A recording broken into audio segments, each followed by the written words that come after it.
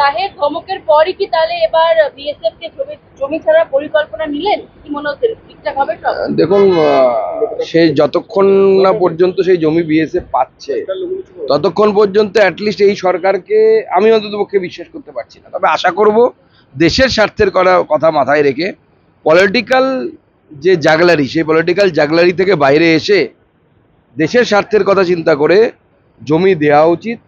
পশ্চিমবঙ্গের সীমানা বরাবর পুরো ফেন্সিং হওয়া উচিত, যাতে করে আমরা বাংলাদেশ থেকে অনুপ্রবেশটাকে আটকাতে পারি। অনুব্রত মণ্ডল তো হাজিরাই দিচ্ছেন না, একের পর এক দল বেরিয়ে যাচ্ছেন, গ্রেফতার কি হবেন? পার্টি অফিসে যাচ্ছেন না, পুলিশ গ্রেপ্তার করতে না চাইলে আপনি কিভাবে গ্রেপ্তার করবেন? হাজিরার সাথে কি সম্পর্ক? বাড়ি থেকে গিয়ে তো তুলে আনতে পারে, আনছে না কেন? পুলিশ গ্রেপ্তার করবে না, পুলিশের সেই সাহস নেই, সৎ সাহস নেই।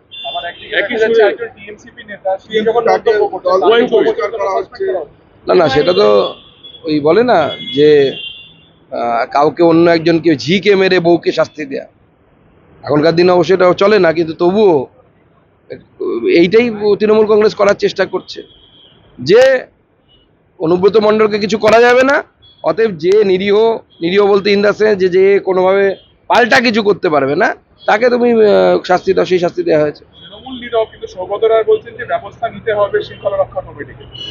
দেখুন, সৌগত রায়ের কথা কে গুরুত্ব দেয়? তৃণমূলে আমার তো মনে হয় না কেউ গুরুত্ব দেয়। JDU has demanded a special session of parliament, JDU, for to celebrate discuss the 50 years of emergency. That will be decided by the BSc na. So they have demanded, and other opposition party they also have demanded. So that will be decided in the all party meeting. There is a specific procedure of doing that. Kolkata থেকেই বারবার টাকা পৌঁছতো পাকিস্তানের, সন্দেহজনক এই সমস্ত transaction মোমিনপুরে যে travel agency, তার মাথাকে এই মুহূর্তে জানতে চাইছি। না, সেটা তো আমরা আগেই বহুবার চিৎকার করে বলেছি যে এই সরকারের আমলে এই রাজ্য, বিশেষ করে কলকাতা এবং তার সংলগ্ন বেশ কিছু জেলা, দক্ষিণ 24 পরগনা থেকে শুরু করে উত্তর 24 পরগনা এবং আরও রাজ্যের বিভিন্ন জায়গা, সেখানে পাকিস্তানকে পাকিস্তানপন্থীদের জায়গায় পরিণত হয়েছে, দেশ বিরোধী কার্যকলাপের এপি সেন্টার বা কেন্দ্রভূমি হিসেবে পরিণত হয়েছে, কেন্দ্রবিন্দু হিসেবে পরিণত হয়েছে। तेजस्वी यादव ने कहा बिहार में आईन श्रृंखला गिर गई है डबल इंजन सरकार के अमल में, रेप हो रहा है जगह जगह में। देखिए, उनको शायद याद नहीं है, उनको ब्रेनोलिया पिलाइए कि उनके पिताजी के समय क्या चलता था। वो बंगाल आए थे कुछ दिन पहले, उनको बेटा हुआ है, इसके लिए शुभकामनाएं। बंगाल में ब्रेनोलिया भी मिलता है, वो ले जाना चाहिए उनको। অনুব্রত মণ্ডলের বিরুদ্ধে আরেকটা তথ্য হচ্ছে সিবিআই, কেননা এই যে ফোনের যে হুমকি দিচ্ছে, এবার সিবিআই তরফে গরুর পাচারকারী এই কাণ্ডে সাক্ষীদের সাথে যোগাযোগ করা হচ্ছে। সিবিআই তার নিজের কোর্স অফ অ্যাকশন করবে, যা করার সেটা করবে, এবং অনুব্রত মণ্ডলের মতো লোক সমাজের ভেতরে যত কম থাকে ততই ভালো, জেলের ভেতরে থাকলেই ভালো। ওবিসি সংরক্ষণ নীতি চূড়ান্ত করল রাজ্য, চাকরি এবং নিয়োগের পরীক্ষায় ওবিসি সংরক্ষণ সেক্ষেত্রে 7 থেকে 17% করা হয়েছে।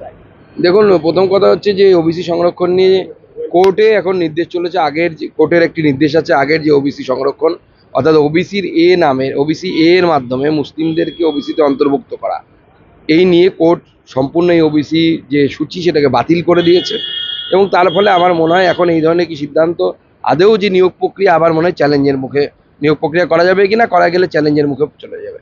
অনুব্রতর মতন একই শোনা গেল ভরতপুরের বিধায়ক, টিএমসি বিধায়ক হুমায়ুন কবিরের মুখে পুলিশকে হুমকি। না, আমি তো আগেই বলেছি, যাদের মনে হচ্ছে না যে অনুব্রত লোকটা খারাপ, টিএমসি খারাপ নয়, শুধু অনুব্রত এই ধরনের বক্তব্য রেখেছে, তারা মূর্খের স্বর্গে বাস করছে। প্রত্যেকটি টিএমসি নেতা পুলিশের সাথে এইভাবেই কথা বলে। ধন্যবাদ। 24 ঘন্টার মধ্যে তো আবার পুলিশেরই গুণগান গাইছেন তিনি, কে? হুমায়ুন কবির। না, সে তো পার্টির নির্দেশ, তাকে গাইতে হবে, পার্টি যা বলেছে সেই অনুসারে চলতে হবে। তো হুমায়ুন কবির কতদিন তৃণমূলে থাকে না অন্য কোথাও যায় সেটাই দেখার এখন। বাঁকুড়া থেকে পশ্চিম মেদিনীপুর কোথাও ঝুড়িতে করে রোগীকে নিয়ে যাওয়া হচ্ছে, আবার কোথাও খাটিয়া করে নিয়ে যাচ্ছে, অ্যাম্বুলেন্স ঢোকে না রাস্তায়, কি করবেন? না, এই তো মাননীয় মুখ্যমন্ত্রী স্বাস্থ্য ব্যবস্থাকে, পশ্চিমবঙ্গের স্বাস্থ্য ব্যবস্থাকে জঘন্য থেকে জঘন্যতম জায়গায় নিয়ে গেছে।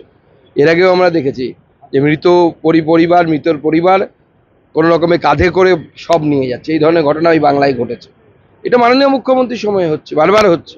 বাংলার স্বাস্থ্য ব্যবস্থা ধ্বংসের দিকে চলে যাচ্ছে। স্বাস্থ্যসাথীর মধ্য দিয়ে মানুষকে যে সুবিধা দেওয়ার কথা ছিল সেই সুবিধা কিচ্ছু মানুষ পাচ্ছে না। স্বাস্থ্যসাথীর বাইরেও লোককে পকেট থেকে টাকা দিতে হচ্ছে। শেষ করুন, হয়ে গেছে। চলো।